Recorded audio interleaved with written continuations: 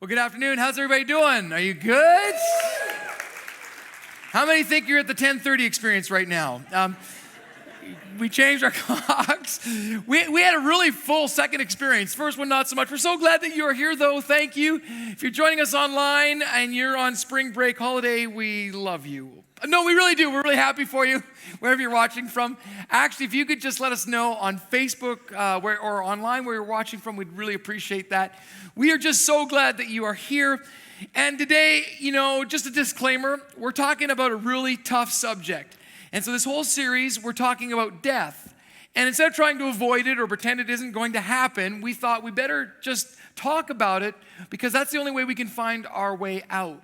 And in a culture that sometimes can be a bit fake and phony, we just wanted to be really authentic and to explore these tough things together. And so next weekend, we're going to talk about grieving. What do you do when you have to pass through the dark waters of losing someone you care about? And there's a process, and God actually wants you to be okay and healed through that. And so we're going to talk about that. And then in week number 4 of this series, we're going to talk about the afterlife. Maybe you don't believe there is one. We do, and we'd love to talk to you about that. And so even if it's just for curiosity, come and explore this really dynamic and interesting, controversial subject of heaven and hell. And we want to tackle that from Jesus' perspective. And that's the last week. But today, the marquee, the sign outside says, "Why do good people die?" And this might be one of the most asked questions that I get, especially when people meet me for the first time, usually on an airplane or something, and they find out that I'm a follower of Christ, and especially a pastor. They often say, "I've always wanted to ask somebody this, like why do bad things happen to good people, or why do good people die?" And it's a really good question. There's only a couple of faults in the question. The first is you're assuming that people actually die, and we don't actually believe that. Yes, this physical existence, the way we know it, comes to an end, but we believe that there's something beyond that. And the second thing is that you're okay if bad people die. So, right? It's like, it's okay if bad people die, but just not good people, and I'm not bad people. That's the other problem. We just don't ever put ourselves in that category. So we just think, well, it's really unfair because I'm a good person, and we're going to learn, yes, you probably are by your comparison and your standard, but there's a higher one, and so we just need to be honest about that. And today, it's going to be kind of like when you go to the doctor and the doctor finds something, and so he says, there's some good news and some bad news, and you're like, okay, well, give me the bad news first. We're going to kind of start there, but we're going to end with the good news, and so I hope that you stick with me through the whole experience today. But I want to start by just exploring this idea of when was the first time that you became aware, like really aware of death? Like for the first time you had to look into its ugly face and come up with some kind of a response. For me, there's 3 stories that kind of galvanized this question for me. The first was when I was really little. We lived in Thailand, and my father every year would go up into the hill tribe, the northern parts of Thailand, right along the border with Cambodia and Vietnam and Burma. And people were fleeing persecution of all kinds, and they would find their way into Thailand. But of course, they had left a lot behind, and so they were displaced. They didn't have food sources. They didn't have housing. And so my dad would go up and help with relief organizations bringing that relief. And so one year, he thought he'd bring me along. And let me tell you the cure for Canadian cynicism. It's called the real world. If you travel to most of the world, I'm not talking about Disney World, and I'm not talking about your 5-star resort in Cuba. I'm talking about the real world, where real people live. It'll cure a lot of that for you because a lot of people have it really hard, a lot harder than you'll ever experience. And I don't mean that to condemn you. It was just really good experience for me to see, what suffering really looks like. And so we went up into the hill tribe, and of course, they didn't speak Thai. I knew a little bit of Thai because I lived there. And they didn't speak English. They usually spoke their tribal language or the language of the country they had fled from. And so it was always kind of fun trying to interact with other kids. And of course, the universal language for kids is play. So it would be great. We were in the jungle, like literally in the jungle. And it was like Lord of the Flies. It was great. It was like we would go with sticks and slingshots and we'd kill things. I know it wasn't great, but we did that kind of thing. And it was kind of fun. And when I left this one village, there was this one boy that we'd become kind of friends. I don't know his name because we couldn't speak the same language. But we were there, and he gave me a gift. And it was a little baby duckling. And so it was, it was a fun gift, and I thought it was great. My parents weren't so sure because we had to carry it out of the jungle. Like literally, you would drive on the road until it ended, then you get in a 4x4 and drive till that ended, and then we walked 3 days through rivers and up through jungle. It was amazing. But we had to bring this duck back, and so we got this gourd and we put a rope on it and tied this little duck around my waist. And of course, I got the typical parent speech. We're not taking care of this. It's your responsibility, And I knew they'd take care of it, so it was fine. So we trekked out of the woods, out of the jungle, and we get to Chiang Mai, a northern city. I lived in Bangkok, but some friends had a house there, and so that was our place of transition. And after walking with this duck 3 days on foot, going in a 4x4 for another day, getting on a road and getting to this house, I finally arrive at civilization.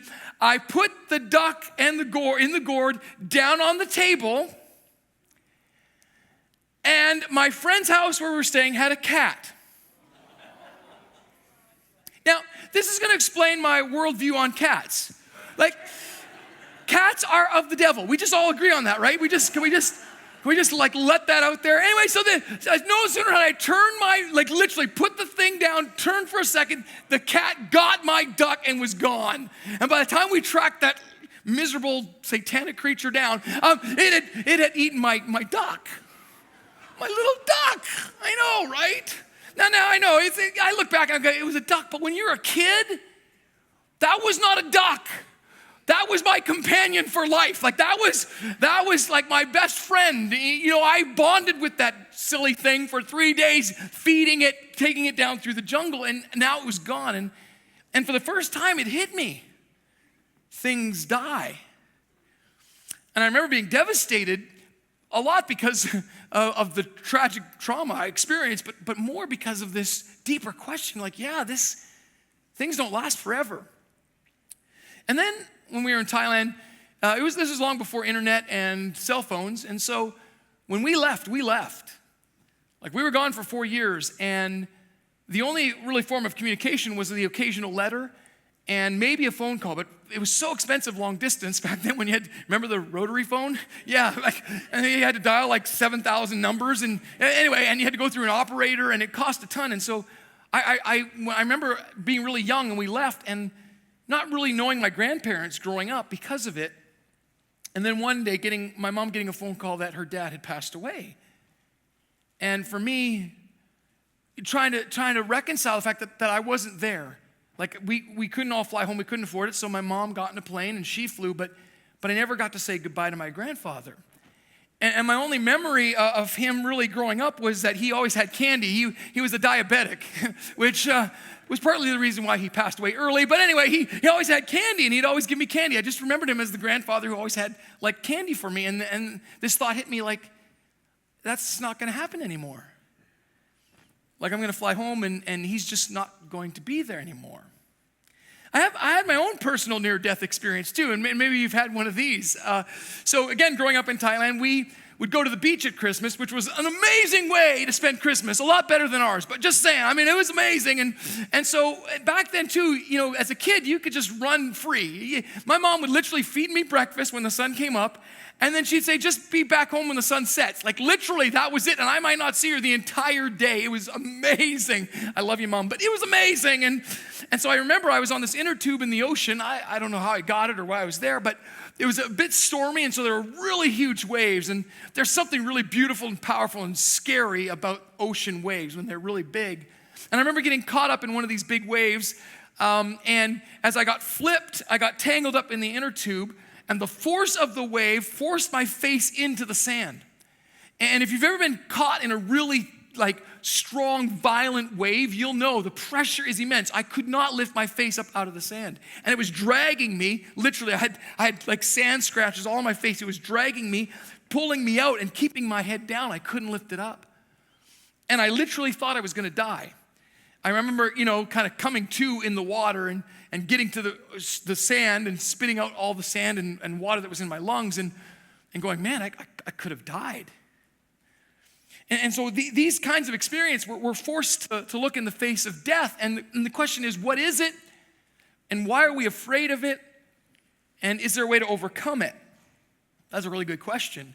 And today I hope to equip you with an answer that hopefully you can explore a little bit more and refine into your own context, but also not only to help you, but to help your friends who are going to ask this too.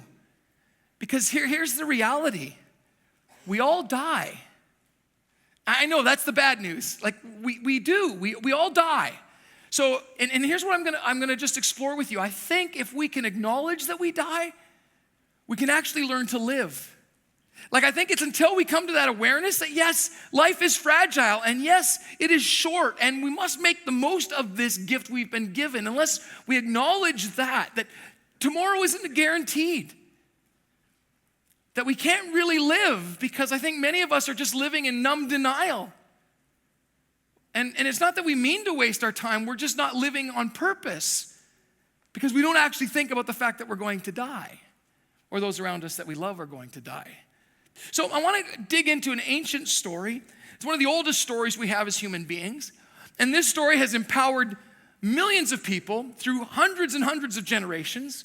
And it stood the test of time, and it still resonates with us because there's things in this story that answer this deep question, this longing to know why bad things happen, why we see death. And it's found in the Bible, in the very first book of the Bible called Genesis.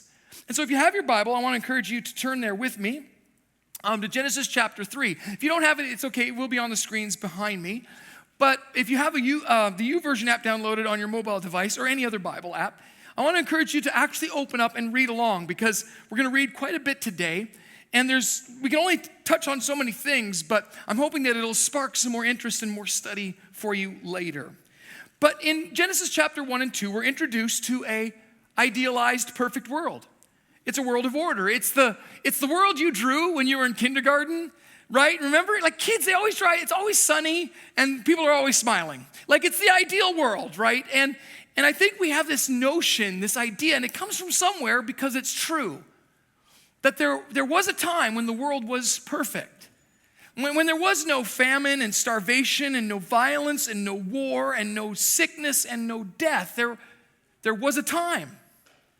And that's what we were designed for. It's why we are so upset that it isn't that way.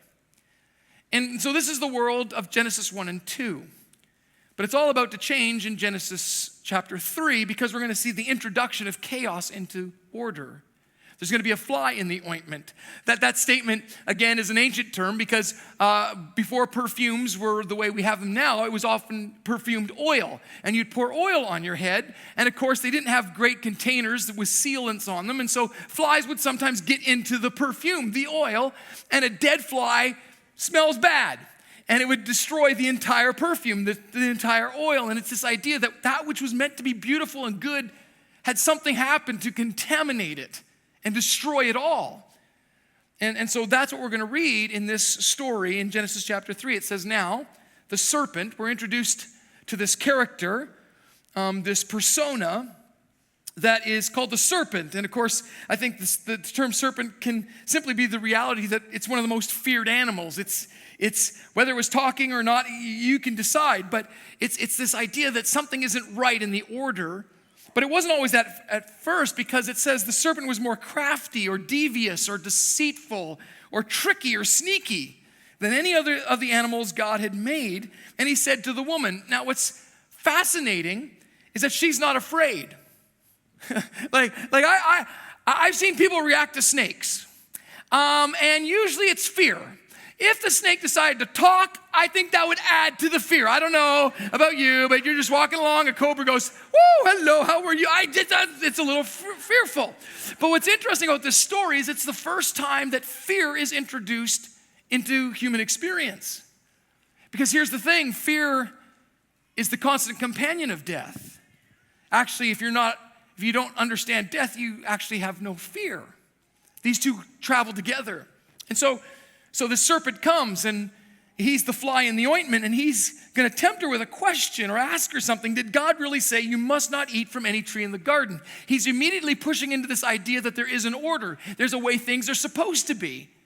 Okay, so what did God make as the rules?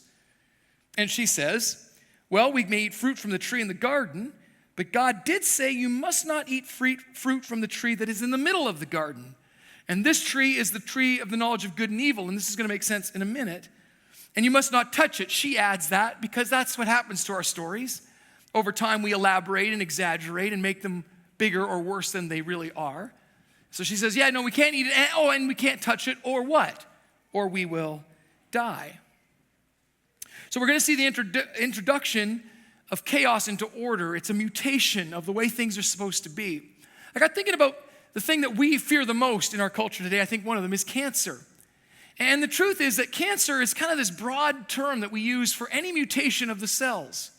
And people say, to me all the time, oh, people are dying more of cancer than they've ever died before. And I would respectfully disagree. I just don't think we knew how to diagnose it.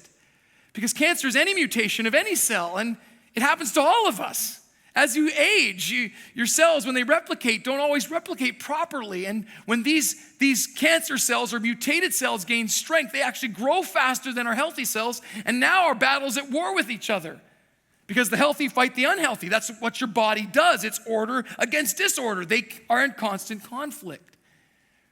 And so this mutation is what the Bible calls sin. It enters the world. And it brings disharmony, it brings discord, it brings a disruption to the way things are supposed to be. And then that begs the question, well, why did God make it this way? Like, if God knew this was going to be a problem, why did he do that? Like, is he some kind of mad scientist who said, okay, listen, I'm going to give you this perfect world, but don't touch that, knowing we would? Like, that sounds almost kind of evil, right? But again, let me bring 2 points to this. The first is that love by nature mandates choice. Well, let me explain it to you this way. Science for a long time has taught us that matter is all that there is, and we know that that's not sufficient. So now they say there's energy. They don't know exactly how to describe it because the energy that we can measure, like light, changes. It fluctuates. It's not constant. And so it's a real problem because there is a force that holds this world together. And I would argue that that force is actually something that we all know and crave and long for, called love. I would actually say love, because God is love, is the personal force that holds the whole world together. And so because God is love, and if that's true, love demands a choice. If you don't have a choice, can you really love somebody? You must love me. Well, is that love? Not really. That's slavery, submission at best. And so because God loves and is love, and everything in this world was created out of love, then it demands a choice. Let's also talk about good and evil, because good and evil are not objective terms. It's not like you can say, well, that's good and that is evil, because that's objective. Those are subjective terms. The word good is only a word that you can use in comparison to something else. Something is good only in comparison to something that isn't as good. And this is the problem with our definitions and our terminology. So we need a standard. So the Bible says God is good, so anything that isn't God isn't good. That's the reality. That's the comparison. That's the contrast. Let me think of it this way. There is no such thing really as dark. It's just the absence of light. It's a word we use to describe when there isn't light. Or heat and cold. Cold is only the absence of heat. It's the same, I would argue, that evil is simply the absence of good. And it can manifest itself in varying degrees, but it's a contrasting term. So to say, well, I'm good, really? Compared to what? Usually when I say I'm good, I'm comparing myself to the uncle who's a real schmuck. The challenge with that is that 90% of the world is better than that uncle anyway, so none of my uncles. And so you're like, it doesn't work. Like, okay, so you say you're good. Compared to what? Compared to you? Compared to last week? Compared to what? Compared to your best friend? Compared to some hero? Like, the problem with this terminology and saying I am good enough is an error, because you don't know what you're even comparing yourself to. So good in this context is God, and we're going to be introduced to the choice which is opposite of God, which is evil. And this is the bad news part, and the part we don't like to talk about, but it's the part that we've all are a part of because we all made that choice. Let's go on in the story, because I think this will make sense. Like, how do you know what is good and evil? What is this tree of the knowledge of good and evil? It's simply the opportunity and the choice to oppose good. That's all it is. The choice is the problem, and you make the choice to go against God. That's what the Bible calls evil or sin. And so the serpent, he kind of helps her out. He says, you're not going to die. It's this idea that the consequences are not going to happen to you, right? Like, let's be honest. And again, this is just me being totally transparent. The first time you take drugs, and I know that very few of you in this room have ever done that, but the first time you take drugs, you don't actually think, oh yeah, this is going to lead to an addiction, do you? You think, oh, I can handle it. That's why you do it, right? The first time you lie, you don't think, oh, this is going to become a habit and it's going to destroy my relationships. You just do it because you think, oh, I can get away with it, right? This is the deception that, oh yeah, you're immune to the consequences. Everybody else is. Okay, everyone else is going to fall, but you know you won't. You're not going to die, is the voice in our head. For God knows that if you eat it, you're going to be like him. Your eyes are going to be opened. Oh, they are going to be opened. And I'm not sure we're going to want to see it. Because now we're not only going to know good, because that's what they knew, we're also going to know evil. And that's what we're going to be forced to look at. Your eyes are going to be opened. And then it says in verse 6, when the woman saw that the fruit of the tree was good for food and pleasing to the eye, because it always is at first. Come on, let's be honest. When people are in my office and their heart and their lives are broken, none of them wanted this. None of them thought it would come to this, but this is where it's at. It always looks good at first, doesn't it? It does. It just does. It looks good, but then it tastes so bitter. So she took some and she ate it. And she also gave some to her husband who was with her, and he ate it. Now, men, before you throw women under the bus on this one, he was there, okay? He was there. He was just too thick to say anything or do anything. He's just like, whatever you say, dear. I mean, it's like grow a spine, man. Anyway, he just says, oh, sure, fine, whatever. And he takes it too. So their eyes were open and they realized they were naked. Now, again, this can't be physical. Because if there's only two of you, who cares? If anything, it's like, woohoo. I mean, really, like, let's be honest. So there's something more going on here. They're exposed for what they have become. This is the worst. I know I'm going right to the diagnosis now, because I remember the first time I stole candy from a store, and I did say first time. That was too much information. I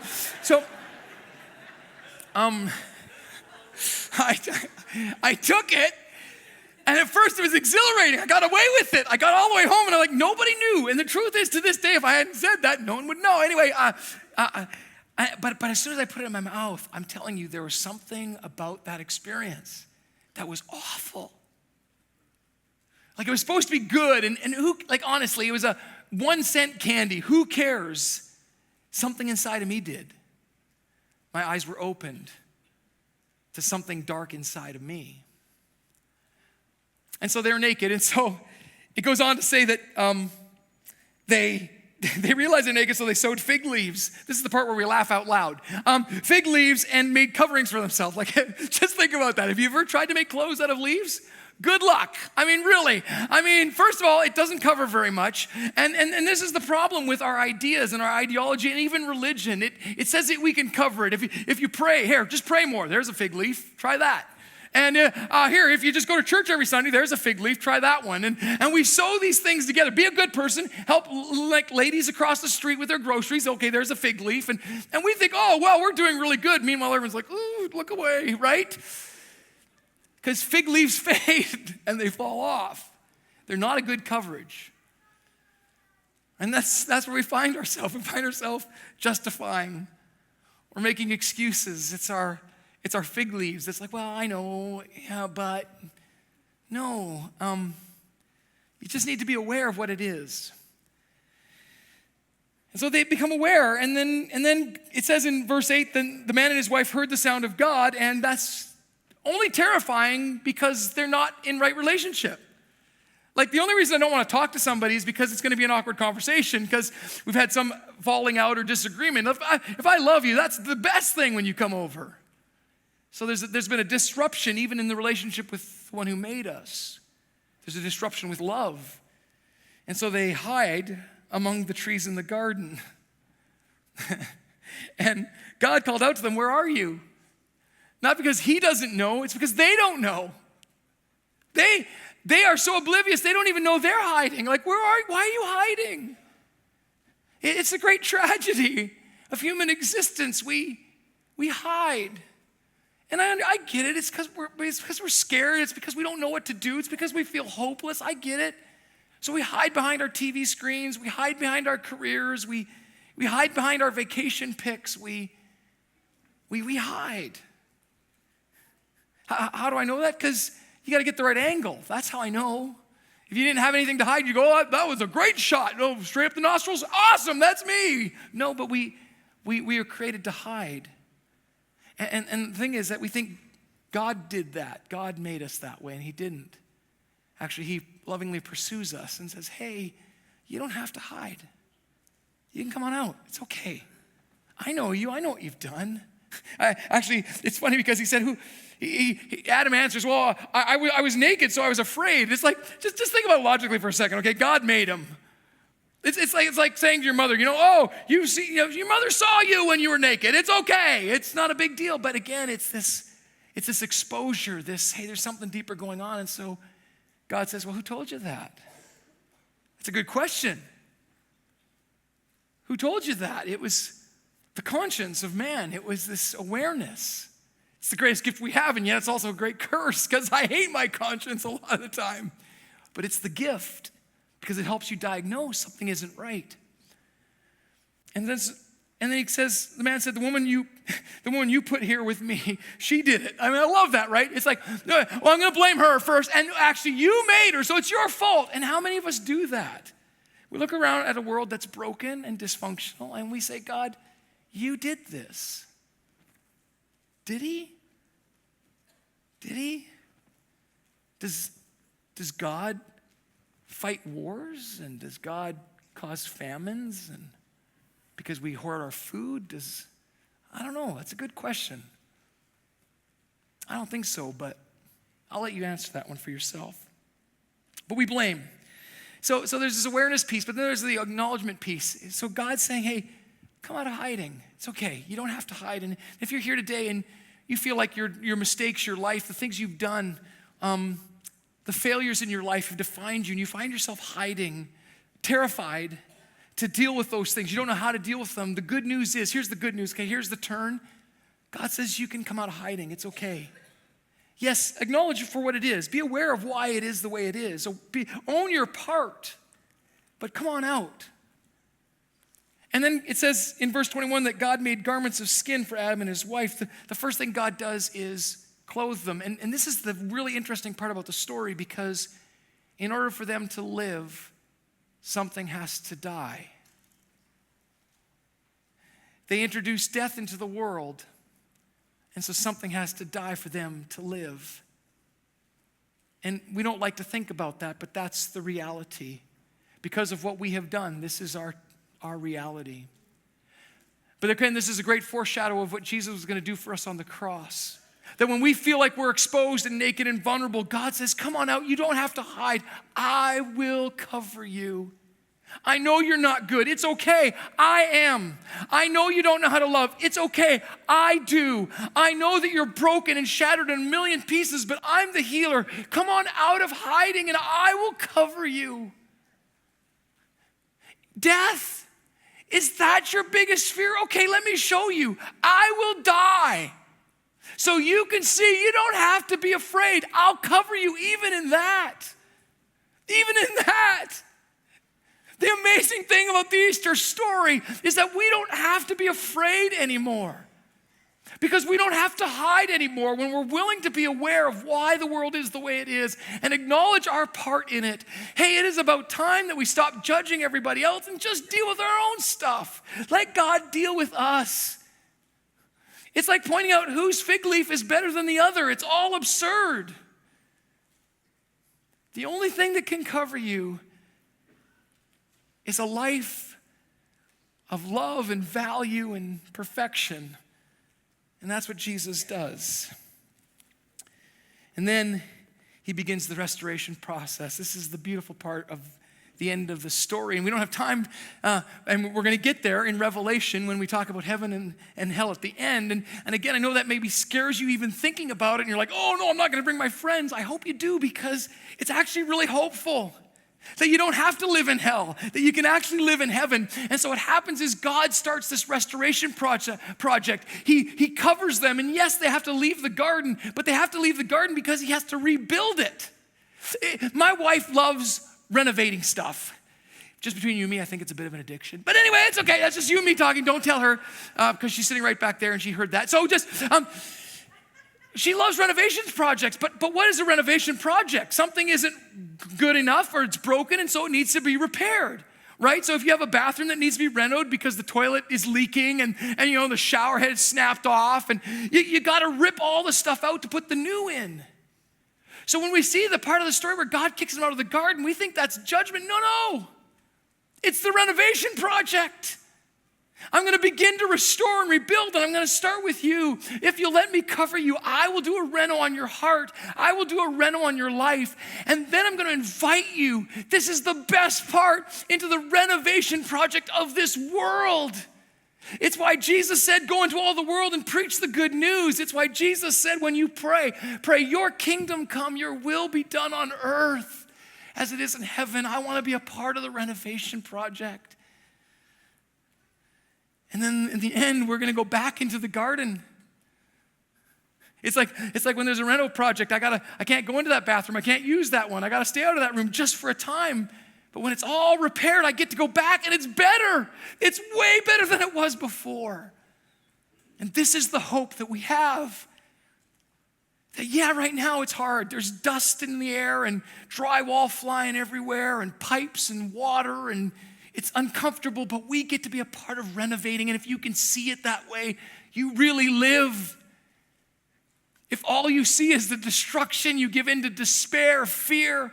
But if you see the hope, the restoration, it gives you purpose to get up in the morning and say, if I could be a part of God, your love coming to this world, that's what I want. Death, where is your victory?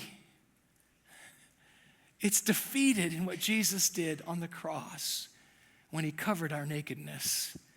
And so today, if you're willing to be aware and you're willing to acknowledge and let God hold you accountable, he is the level. I don't want someone building my house that goes, it looks kind of straight. I want straight. I don't want someone playing in my band who says, I think I tuned it right. I want someone who has a tuner. I don't want a tour guide in a dangerous part of the world going, I think I know the way. I need someone who does know the way. And so Jesus came and he said, I am the way, the truth, and the life. That wasn't an exclusive statement. It was a statement of invitation into finding our way back into the garden. Let God restore your heart, your mind, your body, your life, your family, and then join in the great renovation project of bringing God's kingdom to this earth. That's our hope.